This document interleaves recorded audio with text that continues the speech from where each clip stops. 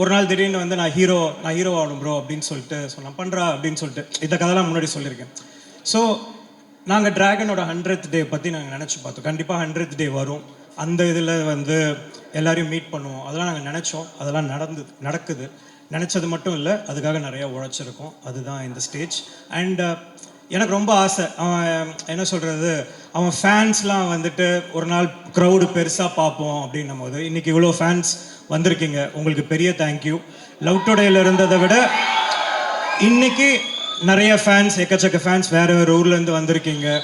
நிறையா பார்க்குறேன், தண்ணி தரீங்க, நிறைய சின்ன சின்ன சோஷியல் சர்வீஸ்லாம் பண்ணுறீங்க. அது ரொம்ப பெரிய விஷயம், நான் ரொம்ப பெரிய இதாக பார்க்குறேன்.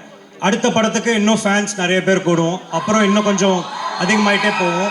ஒரு நாள் அந்த நேரு ஸ்டேடியம் ஃபுல்லாகும். அதை நான் வந்து I will come and witness as a friend.